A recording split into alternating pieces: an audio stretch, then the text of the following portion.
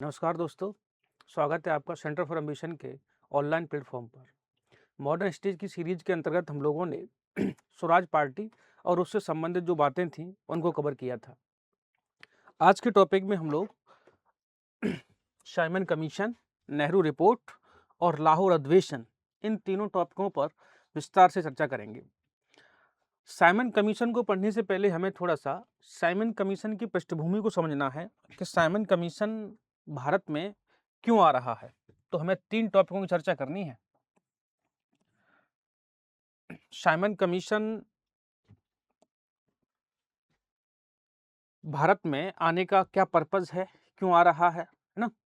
तो देखिएगा, वर्ष 1919 में भारत शासन अधिनियम, जो 1919 का एक्ट है, भारत शासन अधिनियम, इस एक्ट में एक प्रावधान किया गया था। वैसे तो इस एक्ट में बहुत सारे प्रावधान किए गए थे, लेकिन इस एक्ट में एक प्रावधान किया गया था कि ब्रिटिश सरकार जो है 10 वर्ष बाद भारत में एक वैधानिक आयोग का गठन करेगी, जो भारत में संवैधानिक स्थितियों की जांच करेगा। तो इस एक्ट में एक प्रावधान किया गया था कि 10 वर्ष बाद, आफ्टर 10 ईयर्स, 10 वर्ष बाद एक वैधानिक आयोग का गठन किया जाएगा। क्लियर है? जो भारत में संवैधानिक स्थिति की जांच करेगा कि भारत में संविधान बनाया जाए या नहीं बनाया जाए। इन मुद्दों पर जो है डिस्कस करने का, विचार विमर्श करने का काम ये आयोग करेगा। ये वाली बात जो है भारत शासन अधिनियम 1919 में कह दी गई थी। लेकिन हुआ क्या कि वर्ष 1927 में ब्रिटेन में सरकार जो है चेंज होने वाली थी, परिवर्तित होने वाली थी। तो वहां की जो प्रेजेंट सरकार थी, वर्तमान सरकार थी लेबर पार्टी की, उसने मुख्य रूप से 1927 में ही कमीशन को गठन करने का प्रावधान बनाया और वर्ष 1927 में साइमन कमीशन को गठन करने का प्रस्ताव रखा गया और उसी समय उससे रिपोर्ट लेने की बात की गई थी। क्योंकि जो वर्तमान में जो सरकार थी उसको लग रहा था कि आगे चुनावों में हमारी हार हो सकती है और अगर हमारी हार हो गई तो दूसरी पार्टी आ जाएगी। दूसरी पार्टी आ गई तो वो उस आयोग से कैसी रिपोर्ट बनाएगी, क्या करेगी, दरअसल उसको भरोसा नहीं था। तो भारत की संवैधानिक स्थिति की रिपोर्ट वो सरकार अपने ही टाइम पर लेना चाहती थी। इसीलिए वर्ष 1927 में वर्ष 1927 में साइमन कमीशन का गठन कर दिया गया था। ध्यान रखिए दोस्तों, वर्ष 1927 में लिखा हुआ 1927 में साइमन कमीशन का गठन किया जा रहा है ना। उद्देश्य हमने आपको बता ही दिया। साइमन कमीशन का उद्देश्य है भारत में संवैधानिक स्थितियों की जांच करना। भारत का संविधान बनेगा कि नहीं बनेगा, उस परिस्थितियों की स्थितियों की जांच करने का काम इस कमीशन को भेजा गया था। तो डेट देखिएगा, मैंने लिखा 8 नवंबर 1927 को कमीशन का गठन किया गया था। अध्यक्ष जो है सर जॉन साइमन थे। इसमें कुल सदस्य 7 थे।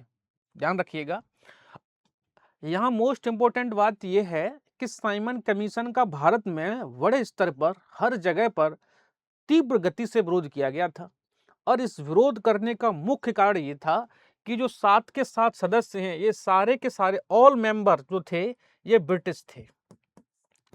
सभी सदस्य जो हैं ब्रिटिश हैं। क्लियर है? अब सवाल यह है कि यह कमीशन भारत के भाग्य का निर्धारण करने वाला था। भारत में विधि बनाने की परंपरा का निर्धारण करना था इस कमीशन को। तो उसी समय जो है इसमें ब्रिटिश अधिकारी निर्णय ले रहे हैं। तो ये भारतीय बुद्धिजीवी वर्गों पर, भारतीय वकीलों पर एक तरीके का अपमान जैसा नजर आ रहा था। क्या भारत में ऐसा कोई बुद्धिजीवी वर्ग मौजूद नहीं था जो इस कमीशन का मेंबर बन सके, जो या निर्णय लेने में भागीदारी कर सके?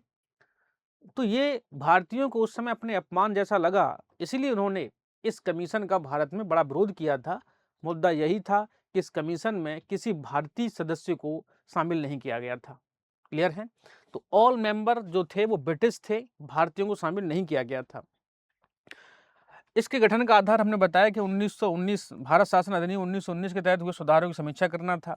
भारतीयों को संवैधानिक अधिकार, उत्तरदायी शासन प्रदान करने के संदर्भ में सुझाव देना था। तो संवैधानिक मुद्दों पर विचार करने का काम इस आयोग को दिया गया था, है ना। विरोध के कारण थे कि 2 वर्ष पूर्व गठन कर दिया गया, 2 वर्ष पहले गठन कर दिया गया था 1927 में, जबकि कहा गया था 10 वर्ष बाद, अर्थात 1929 में इसका गठन होना था, जबकि 2 वर्ष पहले कर दिया गया था। इस समिति में कोई भी भारतीय सदस्य नहीं था, मोस्ट इंपोर्टेंट बात है, इसीलिए इसका विरोध हो रहा था, है ना। सभी सदस्य ब्रिटिश थे, भारतीय संविधान निर्माता भारतीय नहीं थे, इसीलिए इस कमीशन का विरोध किया गया। लेकिन विरोध का जो मुख्य कारण था वो ये है। क्लियर है, तो ध्यान रखिएगा। आगे देखते हैं। साइमन कमीशन ने, भारत में जब साइमन कमीशन आया तो साइमन कमीशन के दौरान जो है जगह जगह विरोध हो रहा है। उसी विरोध में जब साइमन कमीशन लाहौर पहुंचता है तो लाहौर में लाला लाजपत राय के द्वारा इस कमीशन का बड़ा विरोध किया गया था। क्लियर है, जब इसका विरोध किया गया तो लाला लाजपत राय पर जो है लाठीचार्ज कर दी गई थी। ध्यान रखिएगा दोस्तों, वहां लाठीचार्ज से लाला लाजपत राय की मृत्यु हो गई थी। तो मैंने कहा कि कमीशन का हर जगह पर विरोध हो रहा था और उसी विरोध की प्रक्रिया में मामला लाहौर का है, लाहौर रेलवे स्टेशन का है ना। मई 1928 की घटना है, 1928 की घटना है। एक बात ध्यान रखिएगा दोस्तों, साइमन कमीशन का गठन 1927 में हुआ था, लेकिन ये कमीशन भारत में वर्ष 1928 में आया, मार्च 1928 में आया था। क्लियर है, तो मार्च 1928 में कलकत्ता बंदरगाह पर एक कमीशन पहुंचा था। कलकत्ता बंदरगाह से ही कलकत्ता के लोगों ने इसका विरोध किया, है ना। इसके साथ साथ चीजें चल रही थी, विरोध करने की प्रक्रिया चल रही थी। साइमन गो बैक के नारे लगाए जा रहे थे, साइमन कमीशन वापस जाओ, साइमन कमीशन वापस जाओ, इस तरीके की चीजें हो रही थी। तो बड़े स्तर पर विरोध प्रदर्शन हो रहा था। इसी विरोध प्रदर्शन का हिस्सा लाहौर में था, जहां आपके लाला लाजपत राय, लाला लाजपत राय ने इस कमीशन का विरोध किया था। तो लाला लाजपत राय ने जब विरोध किया तो इन पर लाठीचार्ज करने का आदेश दिया गया, है ना। तो इस लाठीचार्ज में लाला लाजपत राय बुरी तरीके से घायल हुए थे और इसी घायल अवस्था के दौरान जो है कुछ समय बाद जो है उनकी मृत्यु हो जाती, डेथ हो जाती। तो ये बात ध्यान रखिएगा। क्लियर है। साइमन कमीशन ने वर्ष 1930 में अपनी रिपोर्ट प्रस्तुत की थी ब्रिटेन में जाकर के, और इसी साइमन कमीशन की रिपोर्टों को आधार बना करके ब्रिटेन में गोलमेज सम्मेलनों का आयोजन किया जाएगा। तो आगे हम लोग गोलमेज सम्मेलन पढ़ेंगे। तो कोई गोलमेज सम्मेलन कोई एक अलग से प्रक्रिया नहीं थी, वो साइमन कमीशन की रिपोर्ट पर विचार करने का प्रोसेस था, प्रक्रिया थी, जिनको गोलमेज सम्मेलनों के नाम से जाना गया है। चलिए आगे हम लोग देखते हैं नेहरू रिपोर्ट। देखिए, जब साइमन कमीशन भारत आया था तो साइमन कमीशन का हमने बताया कि जगह जगह विरोध हो रहा है। क्लियर है। उसी विरोध के दौरान जो है एक ब्रिटिश अधिकारी था, लॉर्ड बिरकिनहेड, नाम ध्यान रखिएगा, लॉर्ड बिरकिनहेड। लॉर्ड बिरकिनहेड ने भारतीयों को चैलेंज किया, भारतीयों को चुनौती दी। भारतीयों को चुनौती दी। इस लॉर्ड बिरकिनहेड ने भारतीयों को चैलेंज किया और कहा कि आप इतने पढ़े लिखे हैं, विरोध कर रहे हैं, तो क्यों नहीं अपना संविधान स्वयं बना लेते हो। तो इसीलिए भारतीय बुद्धिजीवी वर्ग को उसने ललकारा, चैलेंज किया कि आप अपना संविधान क्यों नहीं बना लेते हो।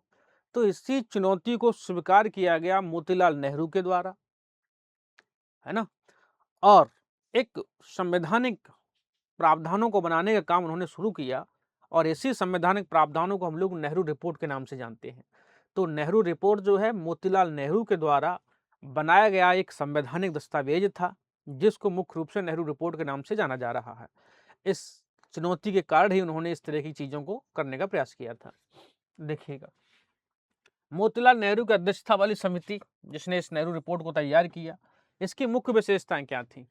तो ब्रिटिश राष्ट्रमंडल को डोमिनियन स्टेटस का दर्जा दिया जाए। ध्यान रखिए दोस्तों, यहाँ डोमिनियन स्टेटस के दर्जे की मांग हो रही है।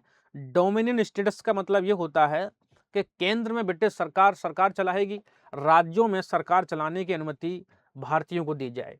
तो डोमिनियन स्टेटस, जैसे कह सकते हैं ब्रिटिश के अधीन शासन करने की, ब्रिटिश के अंतर्गत शासन करने की अनुमति दी जाए, इसको डोमिनियन स्टेटस का दर्जा दिया जा रहा है, कहा जा रहा है।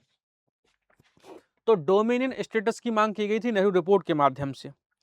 संघीय शासन की स्थापना की जाए, क्लियर है। तो संघीय शासन की स्थापना की बात कही गई। केंद्र में द्विसदनी व्यवस्था की स्थापना हो। प्रांतों, केंद्रों एवं प्रांतों में उत्तरदायी सरकार की स्थापना की जाए। तो प्रांतों और केंद्रों में उत्तरदायी सरकार की स्थापना की मांग की गई। अवशिष्ट शक्तियां अवशिष्ट शक्तियां जो हैं केंद्र को प्राप्त हों। वर्तमान अवशिष्ट शक्तियां हमारे जो हैं राष्ट्रपति को सौंपी गई हैं, या अवशिष्ट शक्तियां जो हैं केंद्र को सौंपने की बात की जा रही थी, क्लियर है। आगे चलकर इन्हीं अवशिष्ट शक्तियों पर मोहम्मद अली जिन्ना ने जो है विवाद किया था, हम लोग समझेंगे। वयस्क मताधिकार का अनुशंसा, वयस्क मताधिकार की मांग की गई थी, और पहली बार नेहरू रिपोर्ट में मौलिक अधिकारों की डिमांड की गई थी, मौलिक अधिकारों का प्रावधान किया गया था।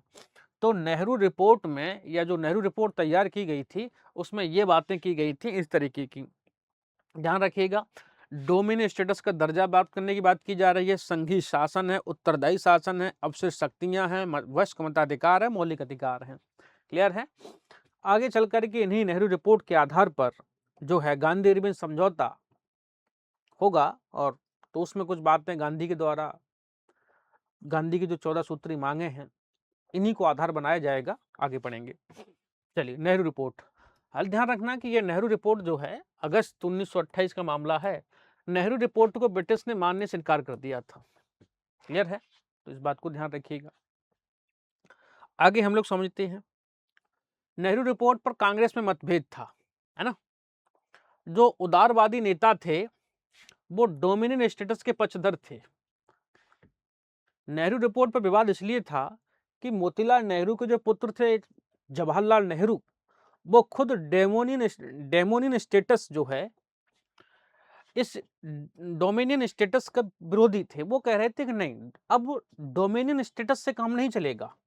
इसीलिए आगे दोस्तों उन्होंने 1929 के लाहौर अधिवेशन में पूर्ण स्वराज की मांग की, क्लियर है। तो डोमिनियन स्टेटस के पक्षधर उदारवादी थे, लेकिन जवाहरलाल नेहरू और जो है सुभाष चंद्र बोस, ये दोनों नेता पूर्ण स्वतंत्रता की मांग कर रहे थे। वो कह रहे थे कि अब जो है डोमिनियन स्टेटस से काम नहीं चलेगा, क्लियर है। इसलिए उन्होंने इसको अस्वीकार कर दिया था, फेल कर दिया था। इसकी जगह वो क्या चाह रहे थे भाई, कि पूर्ण स्वतंत्रता की मांग की जाए, क्लियर है। तो यहाँ विवाद था। दिसंबर 1928 में कलकत्ता अधिवेशन हुआ। मोतीलाल नेहरू समिति की रिपोर्ट स्वीकार की गई।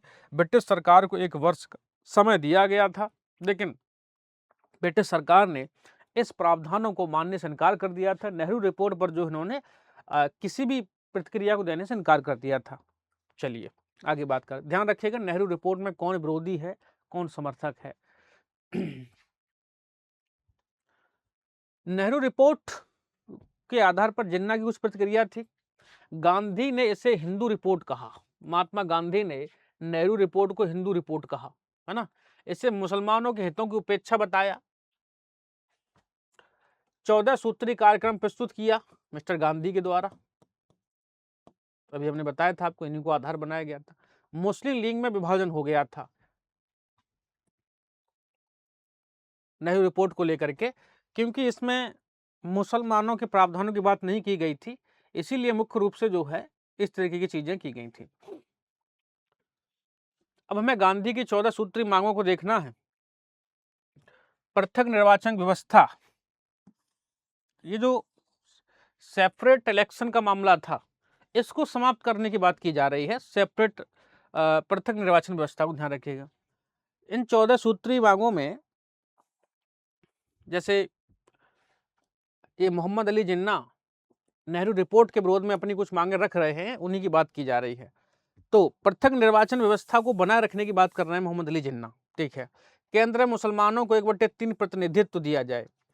केंद्रीय सरकार में मुसलमानों को 1/3 प्रतिनिधित्व देने की बात की जा रही थी। संघीय संविधान में प्रांतों को पर्याप्त स्वायत्तता दी जाए।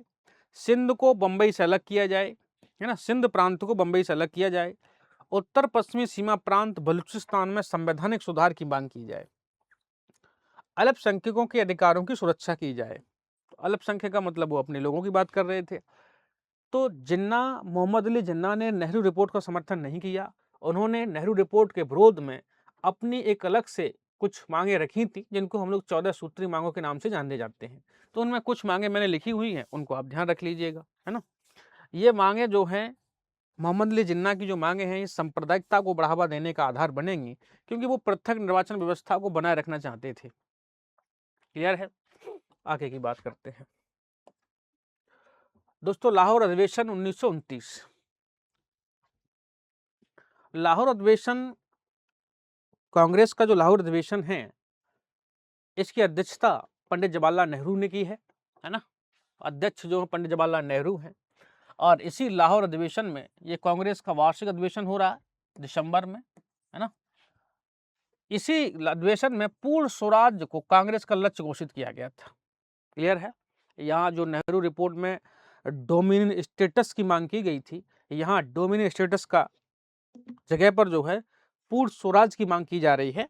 तो ये बात की गई थी। 26 जनवरी 1930 को स्वतंत्रता दिवस मनाने का निर्णय लिया गया। तो देखिएगा, हम लोग वर्तमान में 26 जनवरी को जो है स्वतंत्रता दिवस मनाते हैं। इस स्वतंत्रता दिवस को 26 जनवरी को क्यों डिसाइड किया गया, है ना, हम लोग 26 जनवरी को ही क्यों स्वतंत्रता दिवस मनाते हैं। तो दोस्तों ध्यान रखिएगा, इस डेट को लाहौर अधिवेशन में डिसाइड किया जा रहा है। दिसंबर 1929 में इस बात को कह दिया गया था कि आगे अगले महीने में 26 जनवरी 1900 जो है 30 को हम लोग स्वतंत्रता दिवस मनाएंगे। कांग्रेस कार्यकारिणी समिति को सविनय अवज्ञा आंदोलन शुरू करने का आदेश दिया गया था, अधिकार दिया गया, ध्यान रखिएगा। और इसी को आधार बना करके महात्मा गांधी सविनय अवज्ञा आंदोलन को शुरू करने का कार्य करेंगे। 31 दिसंबर 1929 की मध्य रात्रि को रावी नदी के तट पर तिरंगा फहराया गया था, है ना। इसी अधिवेशन की बात हो रही है, 31 दिसंबर 1929 की। पूर्ण स्वराज दिवस 26 जनवरी 1930 को पूर्ण स्वराज दिवस मनाया जाता है। विशेषताएं, गांधी के नेतृत्व में देश भर में पूर्ण स्वराज दिवस मनाया गया। सभी सार्वजनिक स्थानों पर तिरंगा फहराया गया, है ना। अंग्रेजी शासन के विरुद्ध प्रतिज्ञा ली गई थी कि ब्रिटिश सत्ता का विरोध किया जाएगा। देशवासियों से अहिंसात्मक संघर्ष का आह्वान किया गया था, क्योंकि आप समझ रहे हैं गांधी के आंदोलनों में हिंसा जैसे तत्व को शामिल नहीं किया गया।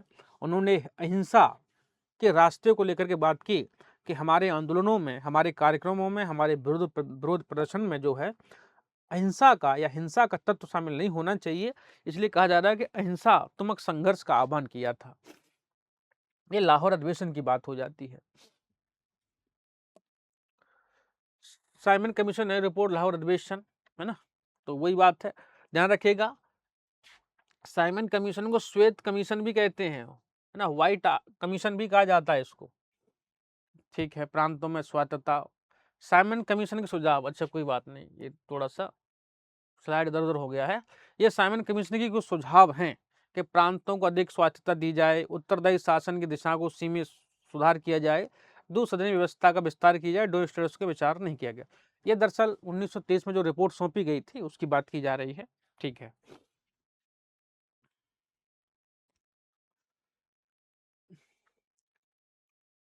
लाठीचार्ज वाला मामला हमने आपको बता ही दिया था, है ना। ये बात ध्यान रख लीजिएगा कि साइमन कमीशन का विरोधी कौन था और समर्थक कौन था दोस्तों, है ना। कुछ फैक्ट हैं जो आपसे एग्जाम में पूछे जाते हैं, इनको बात ध्यान रख लीजिएगा। तो देखिए, साइमन कमीशन का विरोध हिंदू महासभा ने किया था, इंडियन लिबरेशन फेडरेशन के द्वारा किया गया, किसान मजदूर पार्टी ने किया, मुस्लिम लीग का जो जिन्ना गुट था, है ना, उसने किया, और भारतीय औद्योगिक वाणिज्य कांग्रेस, ये प्रमुख विरोधी थे। समर्थक कौन है? पंजाब यूनिस्ट पार्टी है, जस्टिस पार्टी है, मुस्लिम लीग, मोहम्मद शफी का गुट जो था वो समर्थक है, केंद्रीय सिख संगठन, अखिल भारतीय अछूत संगठन, ये समर्थक हैं, वो विरोधी हैं। ये पीटी में पूछा गया सवाल है, ध्यान रखिएगा। तो ये 3 टॉपिक थे जो हमने कवर किए हैं, है ना। साइमन कमीशन, नेहरू रिपोर्ट और लाहौर अधिवेशन। आगे की घटनाओं को जो है हम लोग अगले वीडियो में कवर करेंगे। Thank you.